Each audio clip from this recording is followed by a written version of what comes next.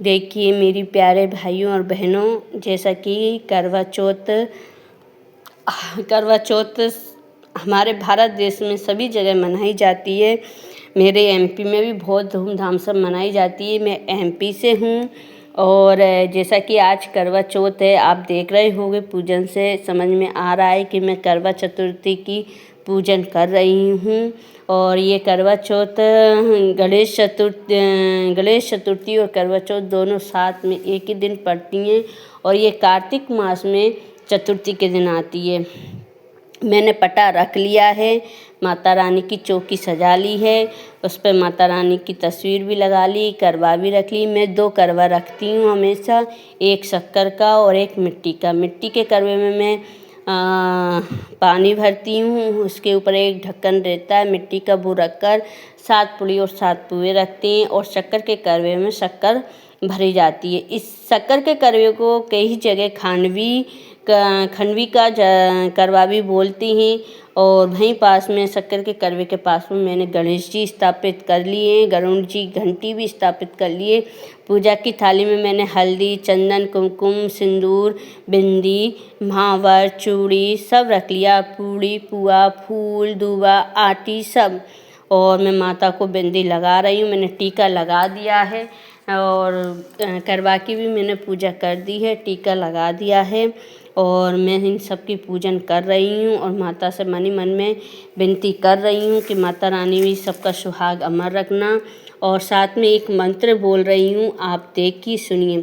करकम क्षीर संपूर्ण तोय पूर्णम थापी बा बदामी ददामी रत्न संयुक्तम चिरंजीवतु में पतिः इति मंत्रेण कर कान्नप्रध दादिज सतमे शुभासिनी भयो ददाच आदधाताप्य एवं व्रतया करुते नारी सौभाग्य कामया सौभाग्यम पुत्र पौत्रादि लगते सुरीथराश्रियम।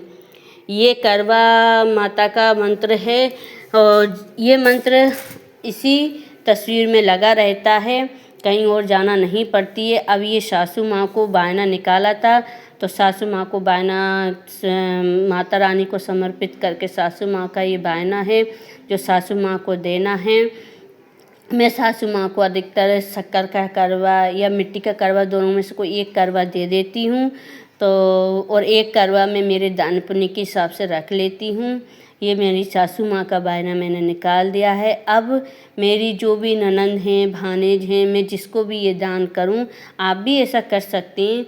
ये मैंने उनके लिए निकाल दिया है और ये मैं उनके लिए दूँगी। और सबसे अच्छा दान पुण्य रहता है भानेज के लिए। भानेज के लिए क्या होता है बहनों, अगर आप एक भानेज को दान करोगे तो आप 100 ब्राह्मण के बराबर दान पुण्य हो जाता है।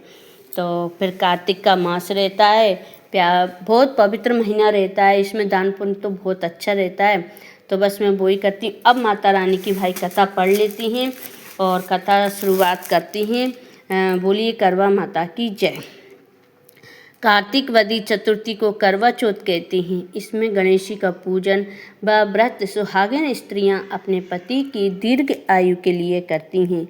प्राचीन काल में द्विज नामक ब्राह्मण के 7 पुत्र और एक वीरावती नाम की कन्या थी।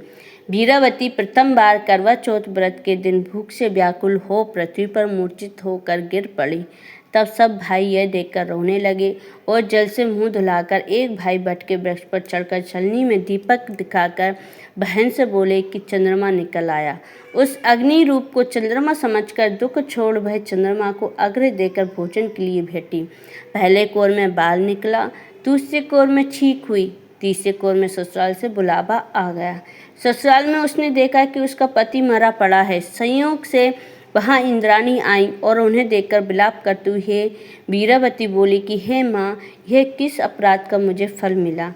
प्रार्थना करते हुए बोली कि मेरे पति को जिंदा कर दो। इंद्राणी ने कहा कि तुमने करवा चौथ व्रत बिना चंद्रोदय चंद्रमा के अग्र दे दिया था, यह सब उसी के फल से हुआ। अतः अब तुम 12 माह के चौथ के व्रत व करवा चौथ व्रत को श्रद्धा और भक्ति से विधि पूर्वक करो, तब तुम्हारा पति पुनः जीवित हो उठेगा। इंद्राणी के वचन सुन वीरावती ने विधि पूर्वक 12 माह के चौथ और करवा चौथ व्रत को बड़ी भक्ति भाव से किए और इन व्रतों के प्रभाव से उस का पति पुनः देवता सहित जीवित हो उठा। उसी दिन से यह करवा चौथ मनाई जाती है और व्रत रखा जाता है। हे माता, जैसे तुमने भीरावती के पति की रक्षा की, वैसे सबके पतियों की रक्षा करना। जय हे माता, बोलो करवा चौथ माता की जय। हे माता, आप सबकी पतियों की रक्षा करना, सबकी विनती स्वीकार करना और मेरी भी विनती स्वीकार करना कि मेरा सुहाग हमेशा अमर रहे। और जैसा कि आप देख रहे हो, पूजा में अब कथा संपूर्ण हो चुकी है। अब चंद्रमा का निकलने का इंतज़ार रहेगा। भाई जल्दी से चंद्रमा निकल आए तो हम चंद्रमा को अर्घ्य देकर और अपने पति के हाथों से जल पीकर अपना व्रत खोलें। अब जैसा कि संपूर्ण कथा हो चुकी है, अब कथा होने के बाद में माता को भोग दिया जाता है और भोग हमारे इधर गाय के गोबर के कंडे जो रहते हैं उन्हें अग्नि बनाकर उस पर पूड़ी, खीर और पुआ का भोग दिया जाता है। हमारे इधर पूड़ी, खीर और पुआ यही बनती हैं। तो मेरी थाली में आपको दिख भी रहा है कि यही सामान रखा है। और आपके इधर जैसी रीत हो आप वैसा कर सकती हैं बहना, ऐसा कोई दिक्कत नहीं है कि नहीं ऐसा करना ज़रूरी है, वैसा करना है। भगवान अपने भक्ति भाव देखते हैं, ना कि ये देखते हैं कि आपके पास क्या साधन है और क्या नहीं। और जैसा कि मैं आप होम धूप करने के लिए हवन कुंड में थोड़ी सी अग्नि लेकर आ गई हूँ और मैंने उसमें घी डाला है। सबसे पहले होम धूप करने के लिए घी डालते हैं, इसके बाद उसमें थोड़ी सी शक्कर डालते हैं, जैसा कि मैं डाल भी रही हूँ, आप देख भी रहे हैं। शक्कर में थोड़े से चावल आ गए थे मेरे, तो मैं उन्हें साइड में कर रही हूँ। तो भाई मैं शक्कर अब 3 बार शक्कर देती हैं भगवान को। फिर इसके बाद में बीच बीच में क्या बहनों भाइयों मेरे पति सामने बैठे हैं तो मैं उनसे कुछ कुछ बात करने लग जाती हूँ। मेरे पति भी थोड़े कुछ कुछ बात कर रहे थे, ऑफिस से आ गए थे आज के दिन, वो जल्दी आ जाती हैं और मेरा पूरा साथ देती हैं और मेरी हेल्प भी करती हैं, क्योंकि मैं निर्जला व्रत रहती हूँ तो उन्हें पता है कि ये मेरे लिए व्रत रही है, तो वो मेरी हेल्प भी करती हैं। और मैं माता रानी से बस यही प्रार्थना करूँगी, है माता रानी हम पति पत्नी में प्रेम ऐसा ही हमेशा बना रहे और 7 जन्म तक हम ऐसे ही साथ में रहें।